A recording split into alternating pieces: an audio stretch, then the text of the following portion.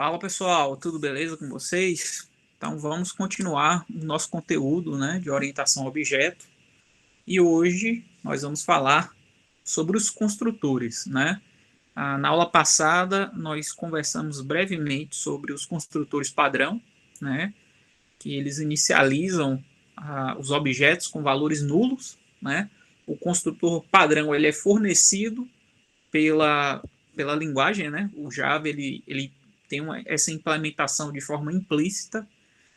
E aí hoje a gente vai aprofundar um pouco mais nesse conteúdo. Então, os construtores, né? Os objetos geralmente eles precisam inicializar variáveis ou alocar, né, memória dinamicamente. Ele precisa alocar a informação, né, na memória de forma dinâmica.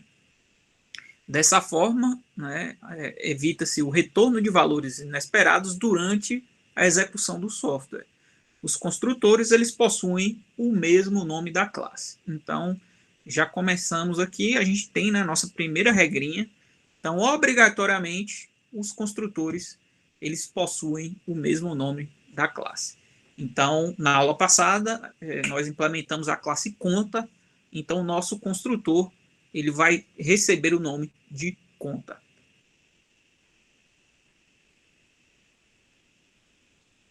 Beleza? Seguindo, os construtores eles não podem ser chamados explicitamente como se fossem membros da função, né?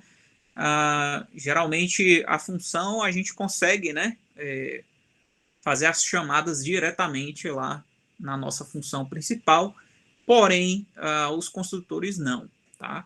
Eles só podem ser executados quando um novo objeto da classe é criado. Então, sempre quando nós criamos um objeto, a gente faz essa chamada ao construtor, né? Notem que o construtor não tem tipo, nem mesmo void, tá? Ele tem o mesmo nome da classe. E aí nós vamos aprofundar um pouquinho mais nesse conceito, né? Como o nome diz, o construtor ele permite, ele auxilia na construção dos objetos, tá? Então, o ideal no momento da criação é que a gente consiga definir os valores iniciais que vão ser armazenados por aquele objeto, né? Imaginem um formulário que é muito comum, né, nos sites, e alguns elementos do formulário eles possuem asterisco, ou seja, obrigatoriamente o usuário precisa preencher aquela informação. Se ele não preencher aquela informação, ele não consegue fazer, por exemplo, a criação de um login no site, né?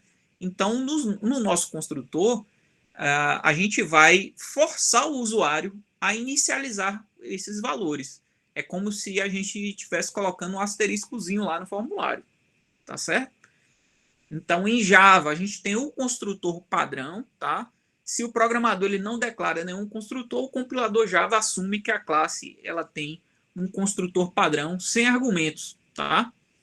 Então, é mais ou menos isso aqui. O nome da classe, abre e fecha parênteses, né? E chaves. Também é possível definir um construtor sem parâmetro. Então, o construtor padrão, ele inicializa os valores com valores nulos, né? Então, se a gente tem double, a gente vai ter 0.0. Se a gente tem uma string, vai ser null. Se a gente tem um array, esse array também ele vai ser nulo.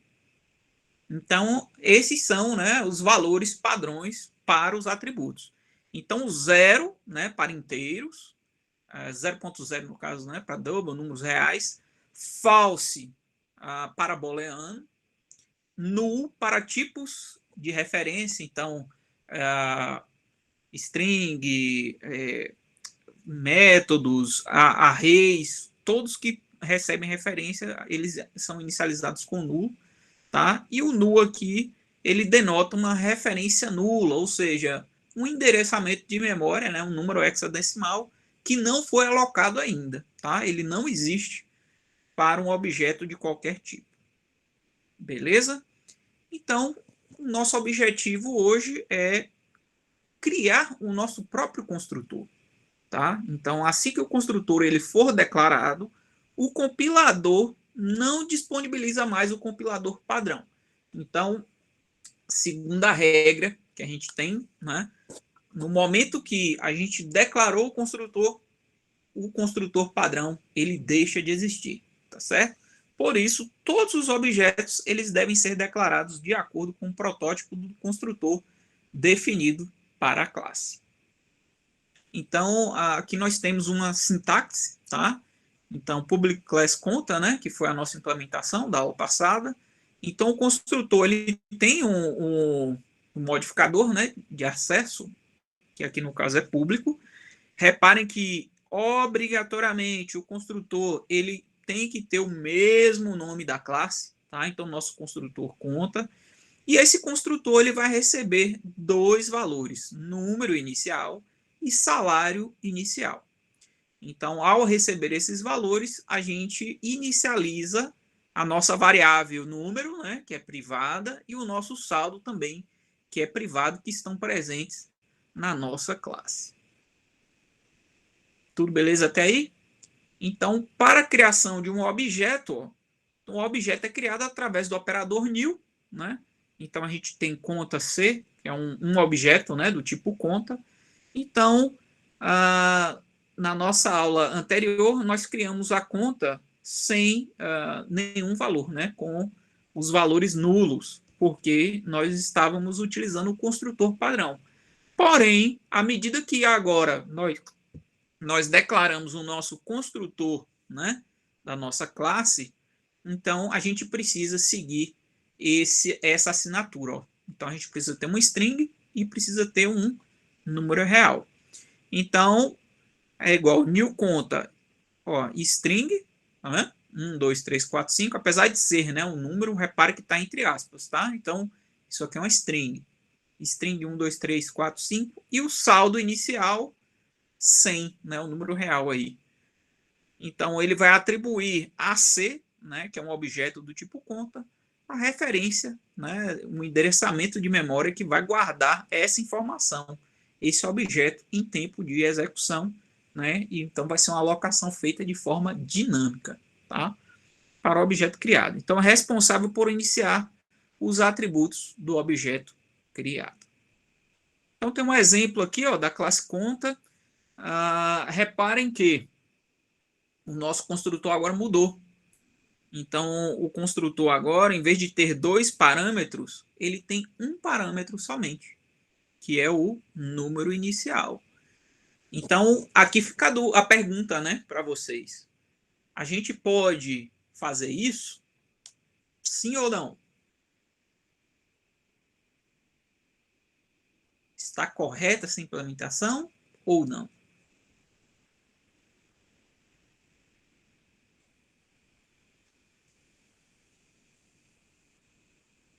Ninguém? Então, essa implementação ela está correta, tá? Agora, reparem que a gente obriga a criação do objeto, né, do tipo conta, recebendo o número da conta, tá certo? E o saldo nós vamos definir como zero. Então, o programador ele tem o poder, né, de implementar a regra de negócio da forma como ele, né, bem estabelece. Então, para esse construtor agora, a gente só precisa do número inicial. A gente não precisa definir o saldo. Então, nós temos construtores, né, que foram feitos para o nosso contexto específico. Tá? Então, tem aqui um exemplozinho, um exercício para criar um curso com código e nome, criar uma classe aluno, tá? Esse aluno ele vai possuir nome, CPF, idade e o curso, tá? Que o aluno frequenta. Crie os métodos gets e sets e crie uma classe para testar aí as classes criadas. Então, instancie objetos do tipo curso e do tipo aluno. Tudo tranquilo até aí? Então, Kian, nesse caso aqui, a gente mudou o construtor. O construtor ele só recebe um parâmetro, que é o número inicial. Nessa opção aqui, ele tem dois parâmetros, ó, número inicial e o saldo, tá vendo? São dois parâmetros. Então, a gente pode criar o construtor com dois, com três, com um, com uma quantidade, né, diferente de parâmetros, beleza? Vai depender da lógica de programação e quem define isso é o programador, né, o desenvolvedor. Falando agora sobre algumas boas práticas, né? Então, criar métodos para estar encapsulando a complexidade, fazer o código legível, evitar o código duplicado, né? Promover reutilização, isso é o que vocês já dominam. Então, no contexto do nosso código, né, os métodos devem ter forte coesão. Tudo dentro de um método deve ser relacionado ao seu propósito central. Se já há dois propósitos, então a ideia é que existam dois métodos diferentes, tá? Então aqui a gente tem, ó, nova cor, então ele vai mudar a cor, né? O nosso objeto de vermelho, então a gente vai ter alteração para azul, porém aqui foi feita a mudança das rodas também, né? Então esse comportamento não é ideal. O ideal é que a gente tenha um método nova cor e um método, né, nova roda, ok? Então a ideia é quebrar mesmo, tem que quebrar de acordo com o propósito. Então, o acoplamento é um termo usado para descrever o quão dependente um método é do outro, e o ideal é que a gente tenha um fraco acoplamento. Por que disso? Né? Vamos supor que a gente precisa fazer uma mudança no método nova cor. Então, essas mudanças vão impactar somente aquele propósito. Mas se mudar a cor e mudar a roda, eles estão implementados tudo junto, então a gente tem um forte acoplamento. Então essa mudança pode impactar no resultado, né? Então a gente quer mudar a cor e infelizmente acabou mudando a roda também. Então a ideia aqui é quebrar, né, os métodos para fazer aí, né, funções diferentes. Muitos acham que devemos restringir a uma única página. Muitos acham que vários pequenos métodos podem diminuir a legibilidade do código. Então, às vezes, métodos longos são bons desde que possuem, né, unicidade lógica. Então, tentar separar somente aquelas funcionalidades que possuem, né, correlação, beleza? E tentar quebrar e fazer da forma mais simples. Então, chegamos agora num ponto que, quando a gente falou sobre modularização, a gente falou sobre sobrecarga de métodos. E aqui, com os nossos construtores, a gente pode fazer a sobrecarga dos construtores. A gente pode ter um conjunto indefinido de construtores. Então, por exemplo, nós temos aqui o nosso objeto conta, né? Recebemos dois parâmetros, né? O número e o saldo. Então a gente inicializa, né, os valores e temos a sobrecarga, ou seja, um segundo construtor que possui o mesmo nome da classe, porém a quantidade de atributos é diferente. Então, nesse primeiro caso aqui, nós temos dois atributos e nesse segundo caso nós temos um atributo somente. Então, nós temos aqui uma sobrecarga de construtores. Como o compilador identifica isso? Então, no momento da criação do objeto, se o usuário colocou lá o número e o saldo, a primeira coisa que ele vai fazer uma análise no código, e aí a primeira opção que vai ser encontrada, número e saldo. Já se um objeto for declarado com somente número, então o construtor, né, o compilador vai identificar, ele vai verificar. É esse primeiro cara aqui? Não. É o segundo. Então ele chama o segundo construtor, né? No exercício prático agora nós vamos ver, né, alguns exemplos de sobrecarga de construtor, né? Então o termo de inglês aí method overloading, né, que é a sobrecarga de métodos ou sobrecarga de construtores, né? A lógica, a ideia é a mesma. Então a gente tem métodos com o mesmo nome e diferente lista de argumentos, né? Quantidade de argumentos ali de parâmetros é diferente. Da mesma forma, né, que os dois construtores da nossa conta. Beleza? Então, essa é a sobrecarga de construtores. Como qualquer outra função, os construtores, eles também podem ser sobrecarregados, tá? Eles podem ter o mesmo nome, na verdade, obrigatoriamente, eles precisam ter o mesmo nome, porém, diferentes tipos ou números de argumentos. Então, a gente pode ter um string e int, string e double. Então, quando existe a mudança aí a gente pode fazer a sobrecarga. Então, para funções sobrecarregadas, o compilador irá chamar os parâmetros com os argumentos chamados pela função. Então, essa combinação, esse matching, vamos dizer assim, é feito de forma automática, né? Ah, professor, mas e se eu colocar lá uma chamada, por exemplo, somente número real, sem o nome da conta? Então, a gente vai ter um problema, porque se não houver essa implementação, não é possível, né, a criação desse objeto. O compilador ele não permite, né? A própria IDE já vai indicar que tem alguma coisa de errado, né? O segundo ponto é que a gente tem identificadores, né? Então, no nosso caso, da nossa implementação, nós estamos utilizando o número da conta, né? Que no caso o número aqui é um string. Então, esse número, ele teoricamente deveria ser único, né?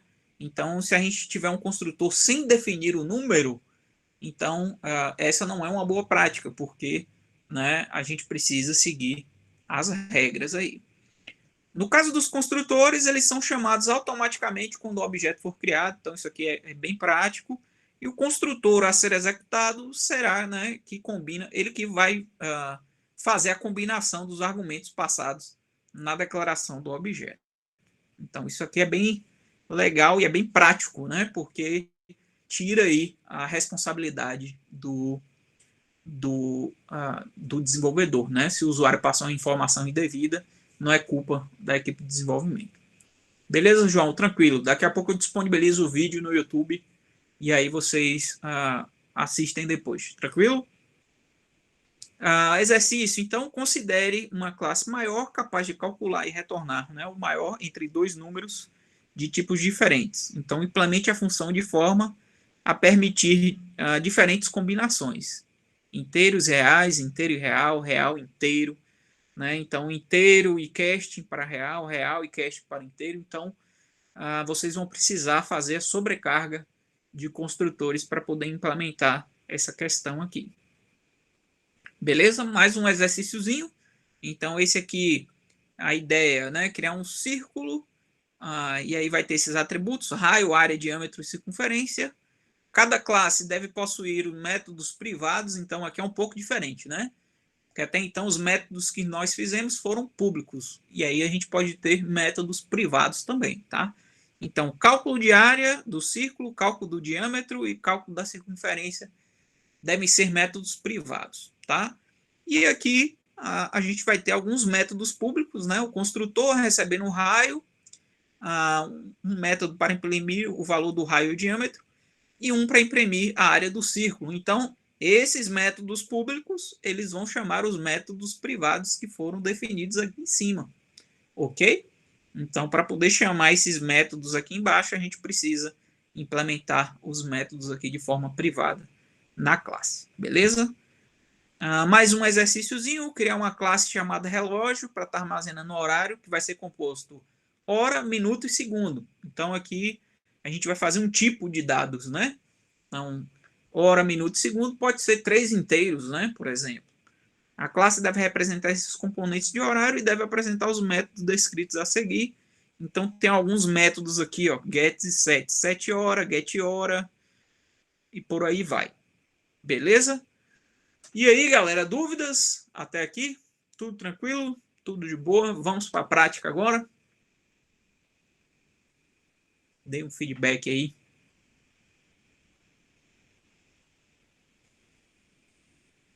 Tudo tranquilo até então? Show de bola. O bom é que vocês estão manjando muito.